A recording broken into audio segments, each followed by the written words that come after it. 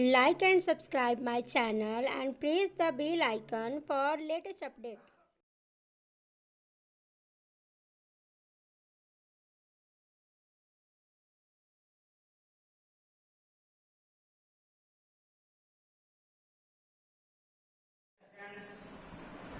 संकल्प educational institute Dinara के YouTube channel में आप सभी का हार्दिक स्वागत है।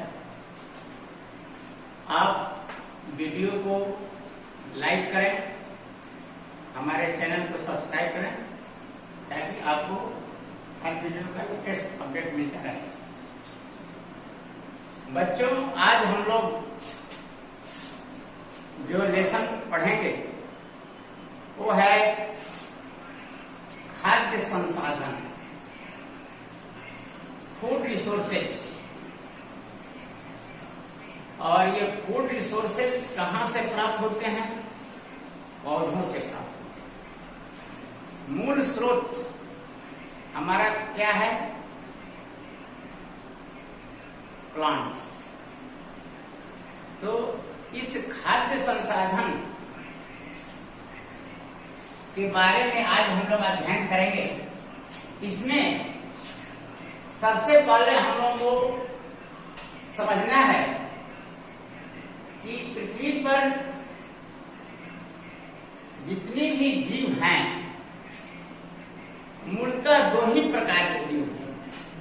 एक है स्वपोषी और दूसरा है विषमपोषी या परपोषी। इसको आप जानते हैं कि स्वपोषी वैसे जीव हैं जो अपना भोजन स्वयं बना लेते हैं। भोजन के लिए वो दूसरों पर निर्भर नहीं रहते। लेकिन परपोषी वैसे जीव हैं जो भोजन के लिए मूलतः पौधों पर या कुछ जंतुओं पर आश्रित हैं। अब प्रश्न ये है कि पौधे जो भोजन बनाते हैं इनमें जो विशेषता है कि वो भोजन बना लेते हैं, इसके बारे में आप पहले पढ़ चुके हैं कि पौधों के अंदर एक रंजक पाया जाता है, क्लोरोफिल। उसी के कारण पौधे अपना भोजन स्वयं बना लेते हैं। इसलिए इन्हें हम स्वपोषी कहते हैं। अब हमारी जो खाद्य समस्या है इन्हीं पौधों से पूरा होता है। लेकिन ये बात देखना है कि हमारे पास कृषि योग्य फसल के उत्पादन जो भूमि बहुत ही सीमित है। भूमि तो बढ़ नहीं रही है, लेकिन हमारी जनसंख्या जो है वह दिन दूनी रात चौगुनी, बाय लीप्स एंड बाउंड बढ़ती जा रही है। इस बढ़ती जनसंख्या के लिए भोजन की जो समस्या है वह कैसे दूर होगा? जब हम फसल के उत्पादन में वृद्धि करेंगे। क्योंकि हमारे पास भूमि सीमित है, तो हमको क्या करना होगा कि हमारे फसल के उत्पादन में वृद्धि करना होगा। कम जमीन में ज्यादा प्रोडक्शन, ज्यादा दर फसल की हो। इसके लिए नई नई तकनीक का इस्तेमाल कर करके संकर बीज बो करके समुन्नत किस्म के फसलों का हम उत्पादन करें, जिससे हम अधिक मात्रा में अनाज प्राप्त कर सकें। यही इस चैप्टर में आपको पढ़ना है कि किस प्रकार हम अपने फसल के उत्पादन में वृद्धि करेंगे ताकि हमारी खाद्य की जो समस्या है वो हल हो सके। सबसे पहले हम लोग समझेंगे कि फसल यानी जो हम भोजन करते हैं वो भोजन को हम 3 भागों में बांटते हैं फसल को पोषक तत्वों के आधार पर। एक होता है ऊर्जादायी एनर्जी यील्डिंग फूड, दूसरा होता है शरीर निर्माता बॉडी बिल्डिंग और तीसरा होता है रोग सुरक्षात्मक। ये 3 प्रकार की फसलें हैं जिनसे हमें भोजन मिलता है। वैसे प्लांट जिनसे हमें अनाज मिलते हैं जैसे चावल गेहूं, ये ज्यादा मात्रा में क्या देते हैं कार्बोहाइड्रेट, और कुछ पौधे ऐसे हैं जिसमें फैट होता है, तिलहन, वसा।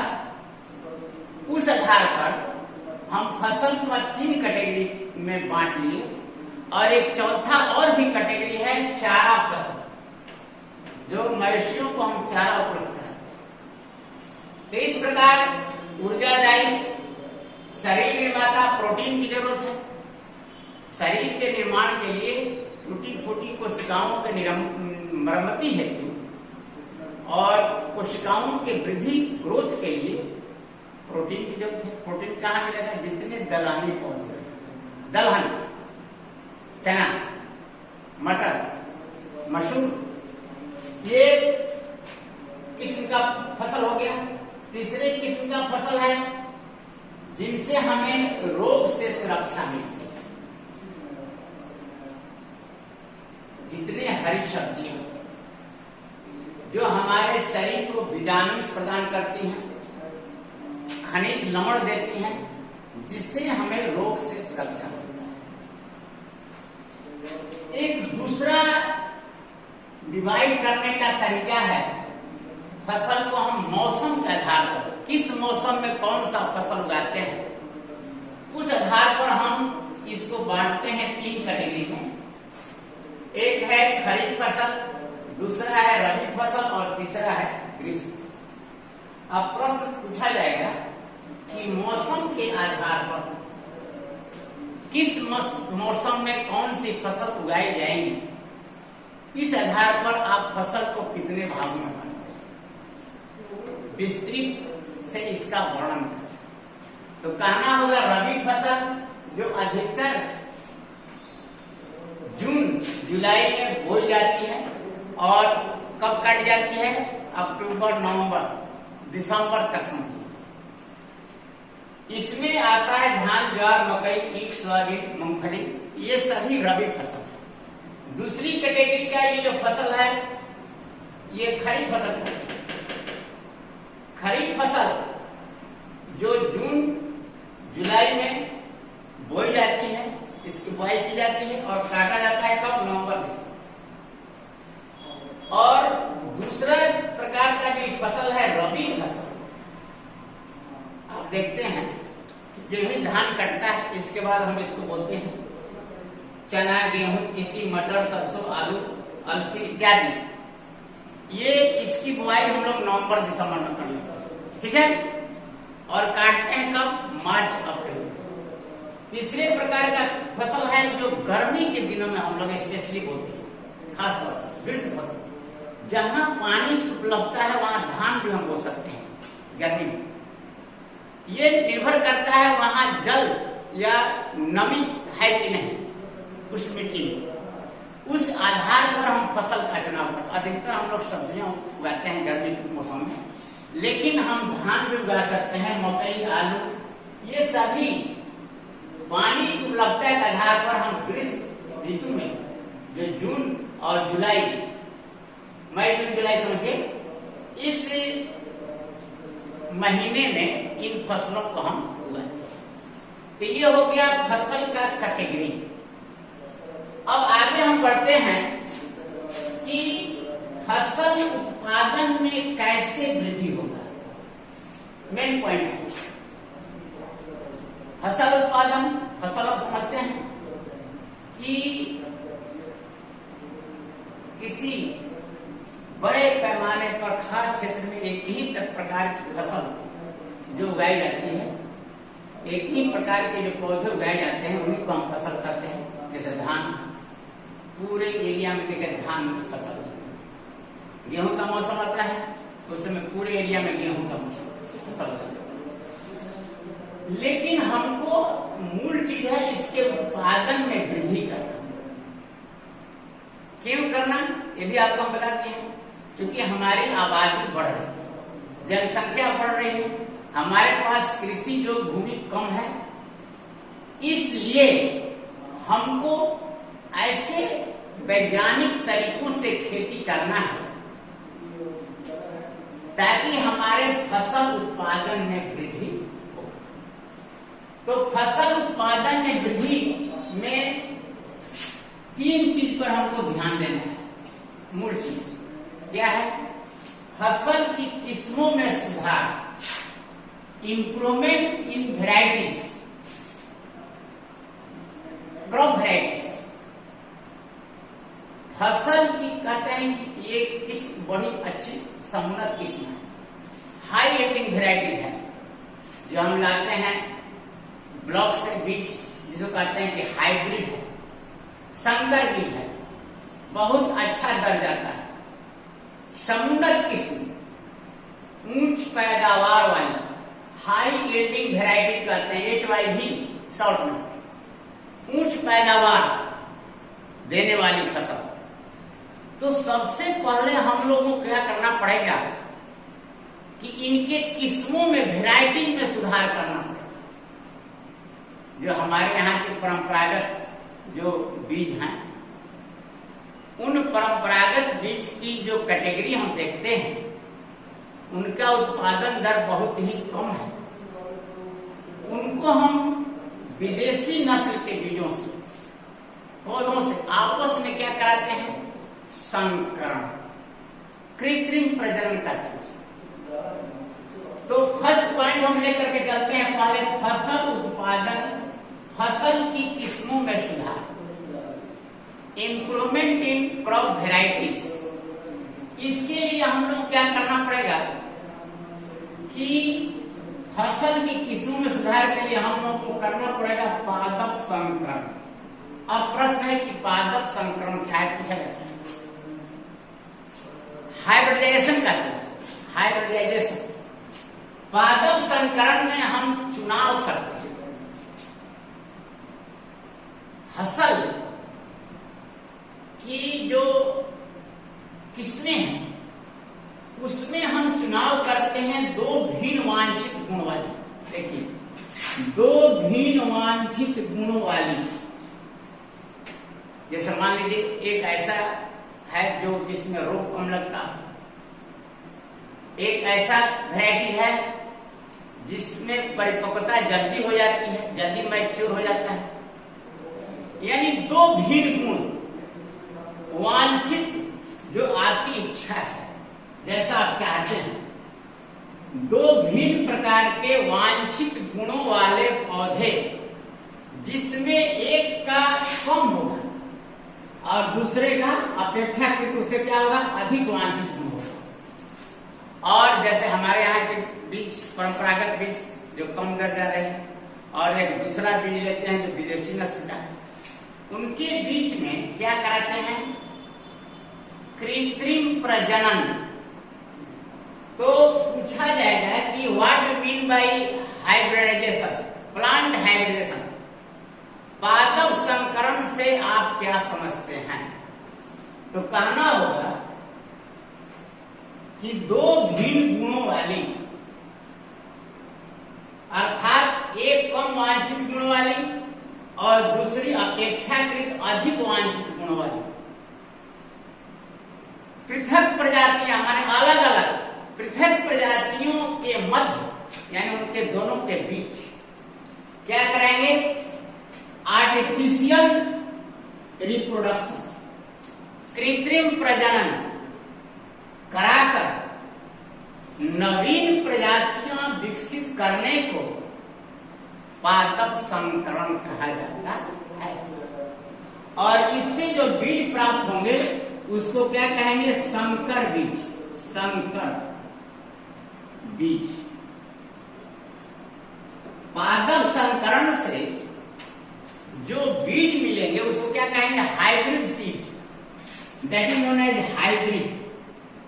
बहुत प्रचलित है हाइब्रिड सीड, कहते हैं कि हाइब्रिड है, बहुत पॉपुलर है ये वर्ड, हालांकि अंग्रेजी शब्द है हाइब्रिड, जिसका होता है हिंदी संकर, संकर बीज।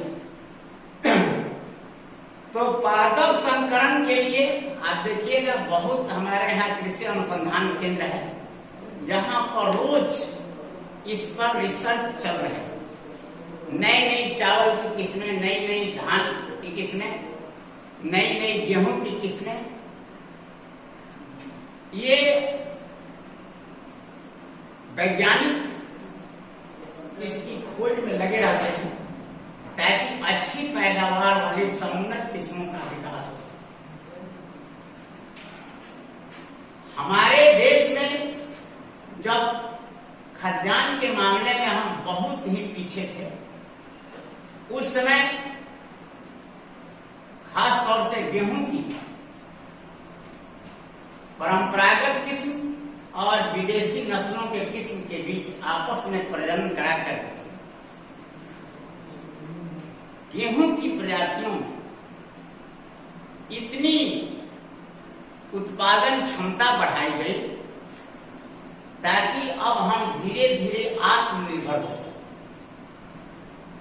इसे कहते हैं ग्रीन रिवॉल्यूशन, हरित क्रांति। हरित क्रांति क्या है?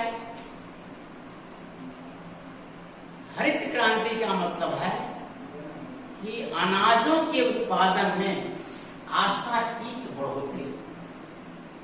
हरित क्रांति का हमने क्रांति लाई, अब हम बिल्कुल अपने ऊपर आत्मनिर्भर हैं, इतना हम प्रोडक्शन कर रहे हैं अनाजों का, इसको कहते हैं हरित क्रांति। दुग्ध के क्षेत्र में आशातीत बढ़ोतरी, इसको क्या कहते हैं? दूध के क्षेत्र में, ये तो जानते हैं, अनाज के क्षेत्र में हम कहते हैं कि आशातीत बढ़ोतरी होती है, उसको क्या कहते हैं? हरित क्रांति। दूध के क्षेत्र में यदि होता है तो क्या कहते हैं उसको? श्वेत क्रांति। याद कर लीजिएगा श्वेत क्रांति क्या है। तीसरा है अंडे के क्षेत्र में, बहुत अंडा का प्रोडक्शन हमारे यहाँ हो, अंडे के उत्पादन में बढ़ोतरी, आशातीत बढ़ोतरी, उसको क्या कहेंगे? रजत क्रांति। रजत क्रांति। एमएस स्वामीनाथन ने ये बहुत ही अपना सक्रिय योगदान दिया इसमें, हरित क्रांति में। तो पादप संकरण एक टेक्निक है, एक विधि है, जिसमें कृत्रिम रूप से दो भिन्न गुणों वाली, वांछित गुणों वाली दो पृथक प्रजातियों के मध्य प्रजनन कराया। अब कैसे कराते हैं? आप जानते हैं परागण क्रिया। परागण क्रिया में क्या होता है? एक पौधे के पुष्प से, उसके नर भाग से, पुमम से परागकण को ले जाकर के दूसरे पौधे के पुष्प के उसके स्त्री भाग, स्त्री केसर, जिसको हम लोग कहते हैं स्टिग्मा, पर गिराने की प्रक्रिया को क्या कहते हैं? परागण। परागण कराएंगे तो हम दो पौधा चुन लिए, अब उस पौधे के फूल का नर भाग से हम क्या लेंगे? परागकण लेंगे, और दूसरा प्रजाति का जो पुष्प है उसमें सारे मेल हटाकर जो नर अंग है केवल स्त्री केसर रहने देंगे और उसी पर ले जाकर परागकण को गिरा देंगे, और इसके बाद उसके ऊपर पॉलिथीन से उसको बांधेंगे ताकि कोई दूसरा परागकण आकर के, क्योंकि आप जानते हैं कि परागण कैसे होता है? हवा के द्वारा होता है, जल के द्वारा होता है, किसी जानवर के द्वारा होता है, मनुष्य के द्वारा होता है, यानी किसी तरह से हो सकता है परागकण को गिर जाना है। तो अब हमको तो वांछित लेना है, हम आर्टिफिशियली करा रहे हैं, कृत्रिम रूप से करा रहे हैं। तो कृत्रिम रूप से कराने के लिए हम क्या करेंगे? जब परागकण उस पर गिरा देंगे, उसके मादा पुष्प के वर्तिकाग्र पर, तो उसको ऊपर से पॉलिथीन से बंद करो।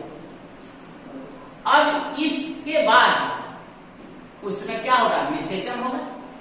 निषेचन के फलस्वरूप क्या बनेगा, बीजांड, और बीजांड में बीज होगा।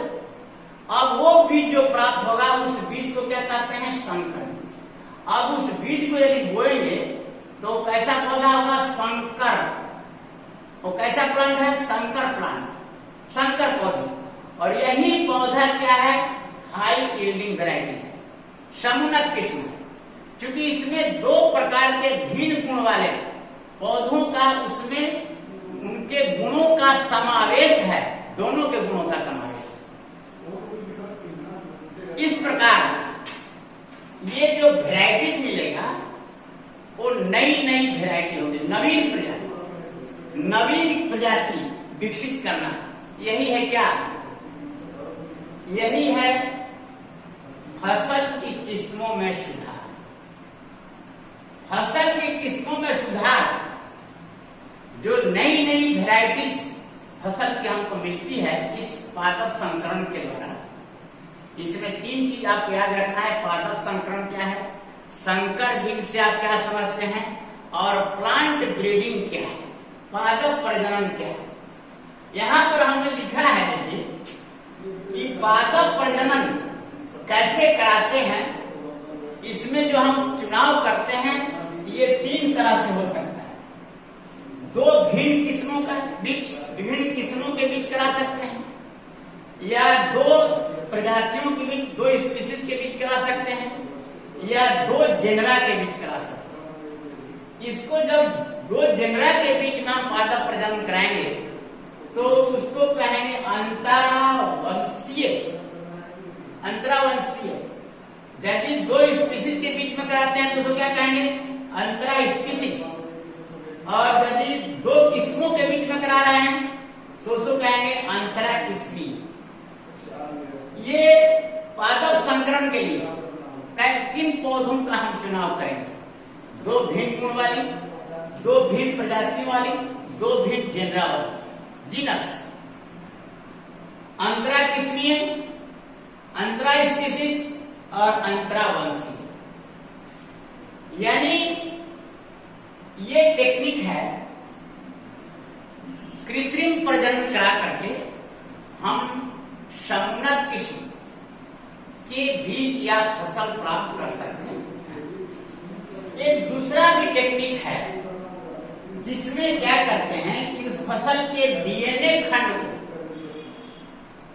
या जीन को, आप जानते हैं जीन क्या है, डीएनए का छोटा क्रियात्मक समूह, क्रियात्मक भाग कौन, जीन का smallest functional part of DNA is known as gene. यानी जीन क्या है, डीएनए की छोटी क्रियात्मक भाग। तो डीएनए खंड या जीन को एक पौधे से दूसरे पौधे में प्रतिरूपित करके हम नई नई किस्मों का विकास कर सकते हैं। फसलों की समुन्नत प्रजातियों के सुधार के विज्ञान को पादप प्रजनन कहा जाता है। That is point here. Plant breeding क्या है, पादप प्रजनन क्या है। फसलों की समुन्नत प्रजाति, हाई यील्डिंग वैरायटीज, फसलों की समुन्नत किस्मों की सुधार के विज्ञान, इसमें हम इंप्रूवमेंट कर रहे हैं। सुधार के विज्ञान को पादप प्रजनन कहा जाता है। तो पादप प्रजनन करा कर करके हम समुन्नत किस्म के बीज प्राप्त करते हैं। अब जो बीज प्राप्त होते हैं फसलों के समुन्नत किस्म के गुण और उससे क्या लाभ है, ये पूछा जाता है कि फसलों का जो समुन्नत किस्म है उसके क्या गुण है और उससे क्या लाभ है। तो पहला गुण यह है कि वह फसल अधिक उपज देने वाली है। फर्स्ट पॉइंट नोट कर लीजिए, high yielding varieties HYV high yielding variety अधिक उपज देने वाली होगी तो हमारा उत्पादन बढ़ जाएगा, ये हमारा लाभ हुआ। दूसरा अर्ली मैचुरेशन, पूर्व परिपक्वता, अर्ली मैचुरेशन। मान लीजिए मार्च में उसको परिपक्व होना है, अब हो गया जनवरी में ही, तो 2 महीना हमको समय मिल गया, हम दूसरा फसल से बो सकते हैं। तो दूसरी इससे हमको बेनिफिट है, लाभ है कि ये जो समुन्नत किस्में हैं फसल की, ये जल्दी परिपक्व हो जाती हैं परंपरागत फसलों की अपेक्षा के, जिससे लाभ हमको ये मिलता है कि हम उस भूमि में दूसरी फसल भी उगा सकते हैं। तीसरा है बौनी प्रजाति, ड्वार्फिन वेराइटीज या ड्वार्फ वेराइटीज। बौनी किस्म होगी, उससे क्या लाभ होगा? अब मान लीजिए तेज आंधी चल रही है, हवा चल रही है, तो बड़ा बड़ा जो पौधा होगा लंबा लंबा वो गिर जाएगा खेत में। तो बौनी किस्म से हमको फायदा है कि इनकी किस्में बौनी है, हवा का कम असर उन पर होगा, इससे हमको लाभ मिल रहा है। तो इस समुन्नत किस्म के फसलों का ये गुण है कि अधिकतर ये बौनी किस्म की होती है। चौथा है कि वांछित गुणों की उपलब्धता, जो हमारी इच्छा के अनुरूप हम चाहते हैं, इस समुन्नत किस्म के फसलों में वो गुण मिलता है। पांचवा है खाद का बेहतर असर, यानी बेटर रिस्पॉन्स टू फर्टिलाइजर्स। जो हम खाद का प्रयोग करते हैं, जो उर्वरक का प्रयोग करते हैं, वो जल्दी ये पौधे क्या कर लेते हैं, उसको एब्जॉर्ब कर लेते हैं, उनका असर बहुत अच्छा पड़ता है। तो हमारा खाद बर्बाद नहीं होगा, जितना हम खाद डालेंगे कम ही खाद डालेंगे, और पौधे जो क्या करेंगे उसको ज्यादा ग्रहण एब्जॉर्ब कर लेंगे बहुत जल्दी। तो खाद का बेहतर असर होता है इन पर, जिससे क्या होता है कि इनको पोषक तत्व मिलेगा, और पोषक तत्व मिलेगा तो फसल अच्छी होगी। क्योंकि बिना न्यूट्रिएंट्स का तो होगा नहीं, मिट्टी में जब तक से न्यूट्रिएंट्स नहीं रहेगा, पोषक तत्व नहीं रहेगा, पौधों को जो पोषक तत्व नहीं मिलेगा तो पौधे वृद्धि नहीं करेंगे। तो खाद का इस किस्म पर बहुत अच्छा असर पड़ता है। और नेक्स्ट है विस्तृत अनुकूलनशीलता, एडाप्टेबिलिटी। एडाप्टेबिलिटी क्या है कि प्रतिकूल परिस्थितियों में भी, मान लीजिए बहुत ड्राउट कंडीशन भी है, तो उसमें ये पौधे जल्दी बेड नहीं करते, यानी प्रतिकूल परिस्थितियों में इसमें अनुकूलन क्षमता ज्यादा, एडाप्ट कर लेते हैं, इनमें बेटर एडाप्टेबिलिटी है, विस्तृत अनुकूलनशीलता है, यानी अधिक ठंडा अधिक गर्म भी पड़ने लगती है, उस स्थिति में फसल ये जल्दी मरती नहीं है, बर्बाद नहीं होती है, सूखती नहीं है। तो इनमें क्या है, कैपेबिलिटी है, एडाप्टेबिलिटी है, अनुकूलनशीलता है, जो उसको सहन कर सके। बहुत ज्यादा ठंड पड़ गया, कहते हैं कि आलू में ठंड लग गई, पाला पड़ेगा, तो ऐसे पौधों में अनुकूलन क्षमता ज्यादा। यह है आपका इस समुन्नत किस्मों से लाभ, या इसको कह सकते हैं कि समुन्नत किस्मों का ये क्या है, गुण है, एडवांटेजेस, लाभ हो गया। और ये इसका कैरेक्टर्स। हाँ, इसमें कुछ हानियां हैं, हानि भी पूछ देता है कि समुन्नत किस्मों से क्या हानि है, क्या समुन्नत किस्मों का दोष क्या है और इससे क्या हानियां हैं। तो आप कहेंगे कि इस वेराइटीज से में कृषक को ज्यादा निवेश की आवश्यकता पड़ती है, महंगा पड़ता है, ज्यादा इन्वेस्ट करना पड़ेगा, ज्यादा निवेश करना पड़ेगा। इस समुन्नत किस्म में कृषक को कृषि निवेश ज्यादा करना पड़ेगा, उच्च निवेश।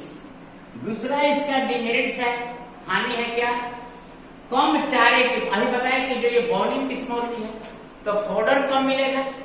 यदि लंबी लंबी पौधे होंगे तो क्या होगा, चारा हमको ज्यादा मिलेगा। लेकिन इनमें क्या है, इनकी किस्में बौनी होती है, इसलिए कम चारा मवेशियों को उपलब्ध होगा। और तीसरा है खरपतवार नियंत्रण बड़ी करना पड़ता है। ऐसी वेराइटी में अधिकतर विड्स ज्यादा ग्रो कर जाते हैं। विड्स क्या है बताएंगे आपको कि जो हमारा मुख्य पौधा है, जो वांछित पौधा है, उसके अतिरिक्त जो खेतों में उग जाते हैं अवांछनीय पौधे, उन्हीं को खरपतवार कहते हैं, विड्स कहते हैं।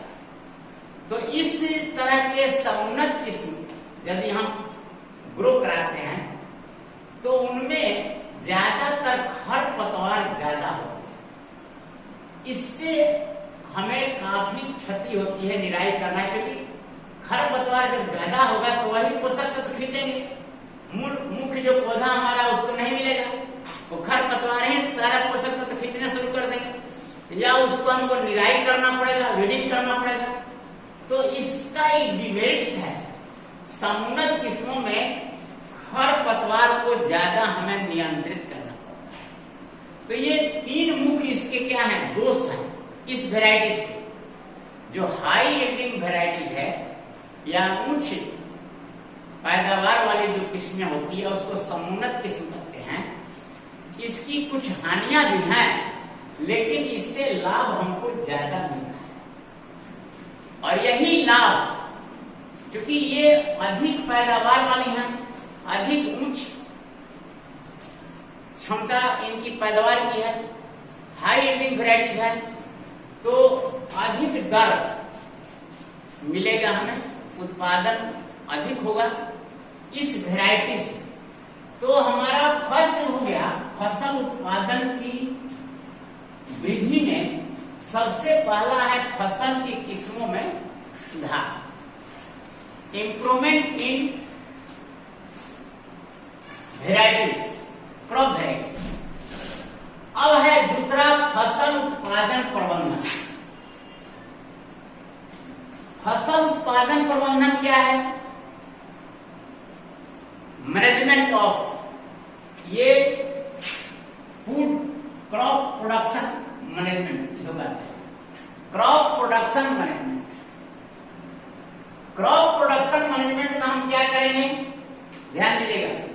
क्रॉप प्रोडक्शन मैनेजमेंट में अब हमको यहाँ पर ध्यान देना है कि जो पौधा हम उगा रहे हैं उसको उचित मात्रा में हमें क्या देना पड़ेगा, पोषक तत्व देना पड़ेगा। कैसे देना पड़ेगा, मान लीजिए लगातार आप खेतों में फसल उगा रहे हैं तो मिट्टी में पोषक तत्वों की कमी होती जाएगी। ये तो बिल्कुल स्वाभाविक है कि जितना पोषक तत्व मिट्टी में है वो पौधे उसको क्या करेंगे, उसको ग्रहण करते जाएंगे। तो इसके लिए हमको फसल उत्पादन प्रबंधन, दूसरा जो है फसल उत्पादन प्रबंधन,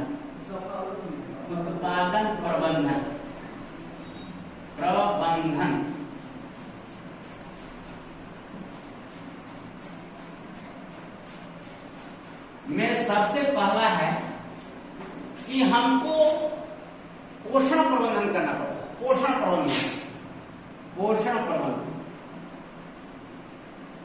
प्रबंधन में क्या करेंगे, पोषण प्रबंधन के लिए आप जानते हैं कि पौधों को पोषक तत्व की जरूरत है। उसमें कुछ पोषक तत्व होते हैं जिसको कहते हैं माइक्रो न्यूट्रिएंट्स, और दूसरा है माइक्रो न्यूट्रिएंट्स।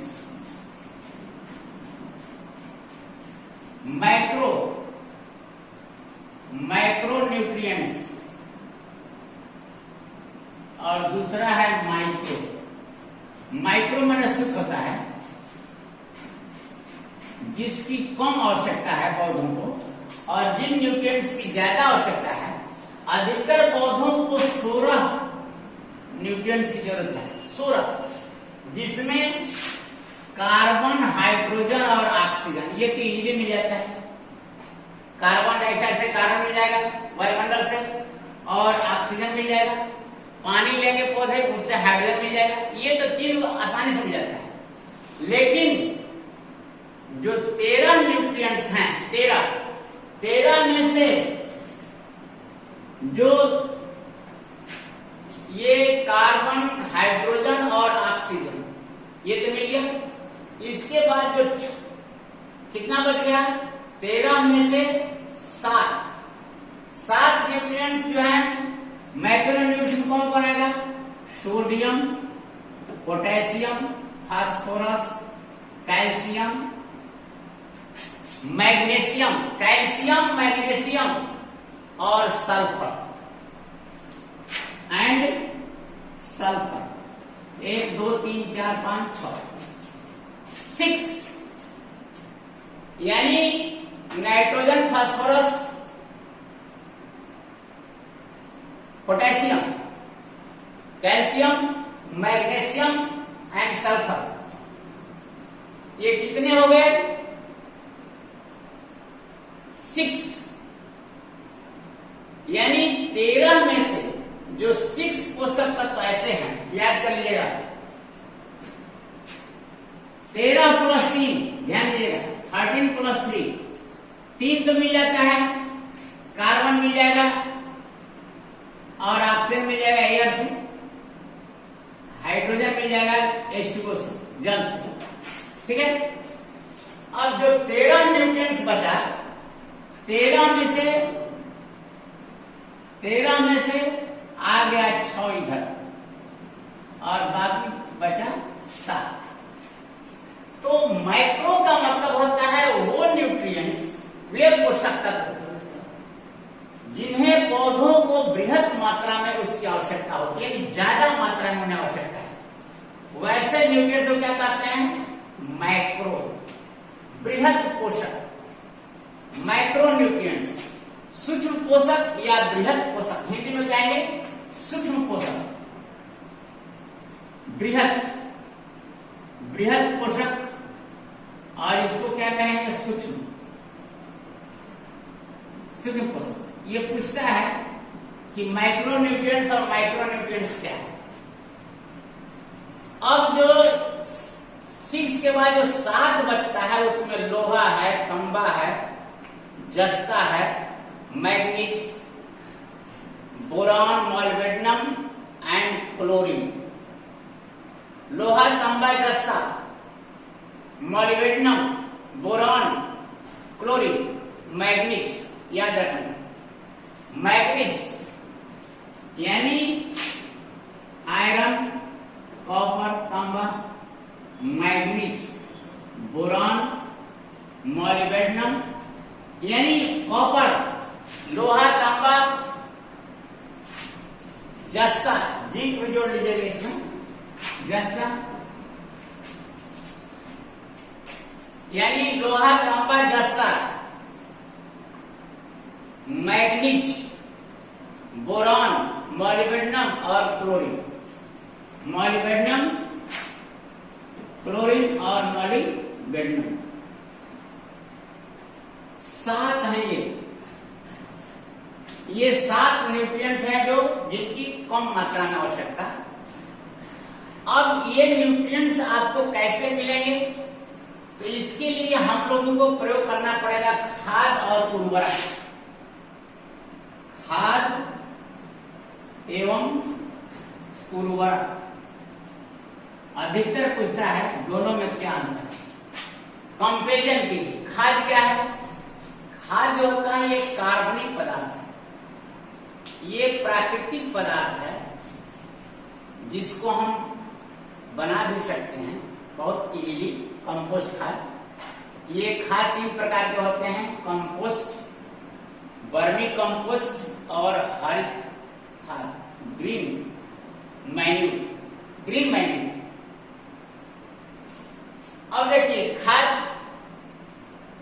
ये किस सिद्धांत पर है, कैसे बनता है, आप जानते हैं कि जितना डिग्रेडेबल सब्सटेंसेज है, जितना मवेशियों का मल मूत्र वगैरह है, हरी सब्जियों का छिलका वगैरह जितना है, कूड़ा करकट, जो सूक्ष्म जीवाणुओं द्वारा अपघटित होने के बाद ये खाद प्राप्त होता है, जिसमें ह्यूमस ज्यादा होता है, मिट्टी मिला जाता है।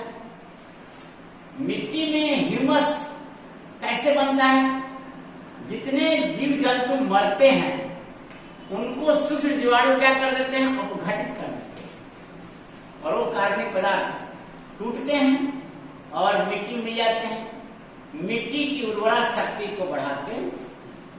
अब है कि खाद क्या है, आपको जानना होगा कैसे इसका निर्माण होता है।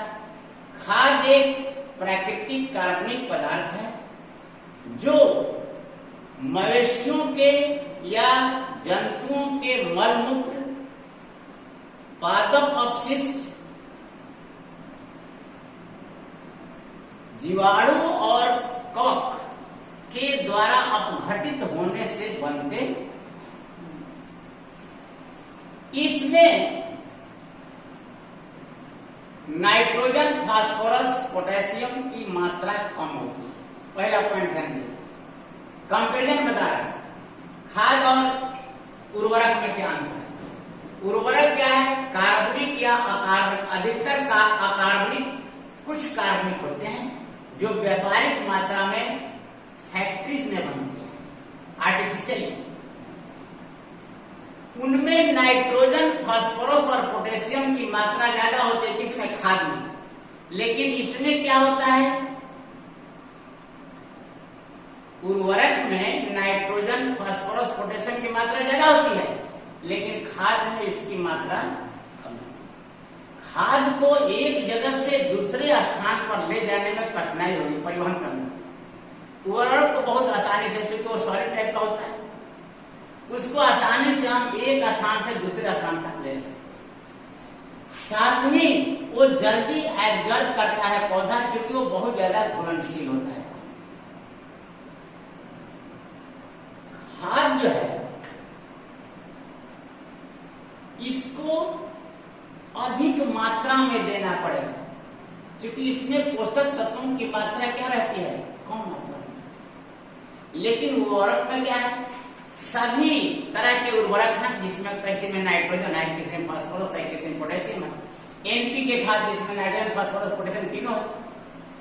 तो ये कंपेरिजन हम करते हैं, लेकिन इसका डिमेरिट्स क्या है उर्वरक का, कि उर्वरक जो है ये इको फ्रेंडली नहीं है, ये पर्यावरण को प्रदूषित करता है।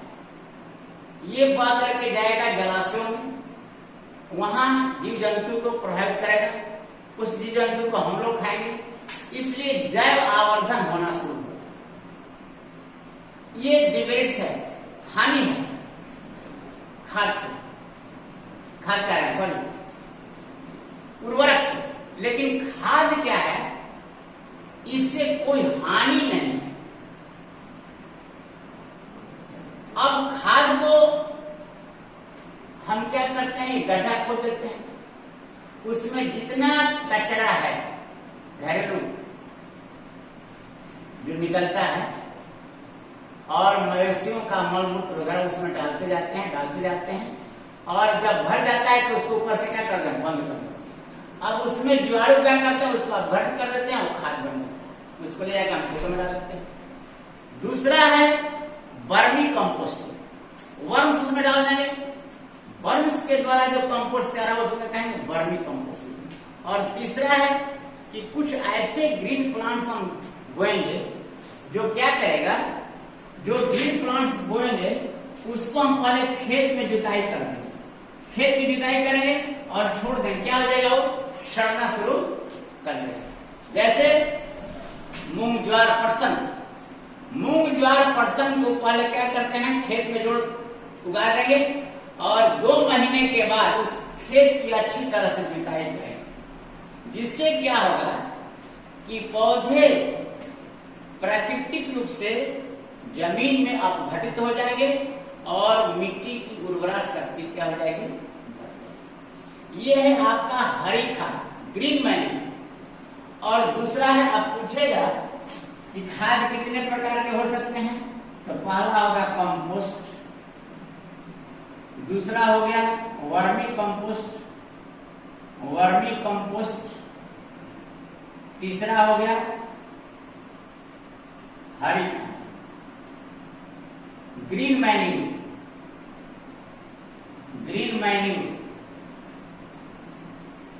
कंपोस्ट क्या है बताया अभी, तो ये तीनों वही कंपोस्ट यदि हम वर्म्स के द्वारा तैयार करते हैं, क्या करते हैं, वर्मी उर्वरक का जो हम प्रयोग करते हैं, रासायनिक खाद का जो प्रयोग करते हैं, रासायनिक उर्वरक का जो प्रयोग करते हैं, ये उर्वरक जो होता है ये बिल्कुल पौधों को उचित मात्रा में जितना हमको देना है उतना ही प्रयोग करते हैं, और जिस न्यूट्रिएंट्स की जरूरत है उसी तरह के खाद का हम, उसी तरह के उर्वरक का हम प्रयोग करते हैं। जैसे नाइट्रोजन की आवश्यकता है, नाइट्रोजन वाला देंगे, potassium nitrate, sodium nitrate, urea, phosphate, मन इस तरह का खाद का हम उर्वरक का प्रयोग करेंगे। जो रासायनिक उर्वरक है पौधों के पोषक तत्वों की आपूर्ति, किस तरह के पोषक तत्वों की आपूर्ति करना है उसके अनुसार ही हम रासायनिक उर्वरक का प्रयोग करते हैं। लेकिन इससे हानि है, क्या हानि है कि उर्वरक का जो प्रयोग करते हैं इसको बड़ी विवेकपूर्ण करना होगा। ये पूछा जाता है विवेकपूर्ण उर्वरकों का उपयोग क्यों जरूरी है कि अगर अधिक आवश्यकता दे दिए तो भी खराब है, कम दे दिए तो अच्छा उपज नहीं होगा। साथ ही साथ इसके अनुप्रयोग के कारण मृदा का जो रासायनिक संगठन है उसमें बदलाव आने लगता है। मिट्टी ज्यादा क्षारीय हो सकती है, मिट्टी ज्यादा अम्लीय हो सकती है, यानी मिट्टी के जो रासायनिक संगठन है उसमें परिवर्तन होते रहते हैं। इस तरह से जो हम उर्वरक का प्रयोग करते हैं, जब वर्षा होती है उस वर्षा जल के साथ ये चले जाते हैं जलाशयों में, वहां जाकर के वहां जलीय जंतु जो है जलाशय के उनको प्रभावित करना शुरू। इस तरह से रासायनिक उर्वरकों का विवेकपूर्ण उपयोग पारिस्थितिक संतुलन के लिए जरूरी है, बहुत जरूरी है, इकोलॉजिकल बैलेंस। और इसी में हम लोग पढ़ेंगे कार्बनिक खेती। कार्बनिक खेती क्या है? जिसमें रासायनिक उर्वरक, कीटनाशी तथा अन्य रसायनों का प्रयोग नहीं होता है। कार्बनिक खेती ये पूछा जाता है, कार्बनिक खेती। कार्बनिक खेती क्या है? कार्बनिक खेती वह खेती है जिसमें न हम उर्वरक का प्रयोग करेंगे, न कीटनाशी का प्रयोग करेंगे, न किसी रसायन का उपयोग करेंगे। इस तरह से जो हम खेती करते हैं, खेती की वह पद्धति जिसमें रासायनिक उर्वरक, कीटनाशी तथा अन्य रसायनों का उपयोग नहीं किया जाता है, उस खेती को क्या कहते हैं? कार्बनिक खेती। इसमें क्या करते हैं कि पेड़ पौधों के अपशिष्ट, मवेशियों के मलमूत्र, कृषि अपशिष्ट आदि कार्बनिक पदार्थों के अपघटन द्वारा मृदा की उर्वरा शक्ति को बनाए रखते हैं। उसमें नील हरित शैवाल का भी संवर्धन किया जाता है, जो वायु से क्या करते हैं? नील हरित शैवाल, और वायु से नाइट्रोजन को क्या करते हैं? तो वायु से नाइट्रोजन को नाइट्रोजनी यौगिक में परिवर्तित कर करके भूमि में उसको स्थिर कर देते हैं, भूमि की उर्वरा शक्ति को बढ़ाते हैं। इस प्रकार ये खेती बहुत ही इको फ्रेंडली है, इससे कोई नुकसान नहीं होता, ये इससे कोई पारिस्थितिक असंतुलन पैदा नहीं होगा, क्योंकि इसमें किसी तरह का रासायनिक का प्रयोग नहीं है।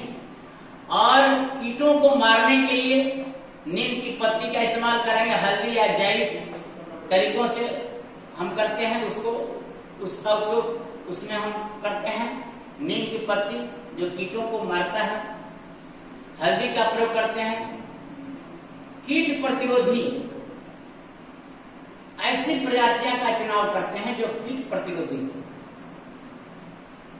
इस तरह से कार्बनिक खेती का हम प्रयोग करते हैं जो इको फ्रेंडली हमारे है। लेकिन इससे क्या है?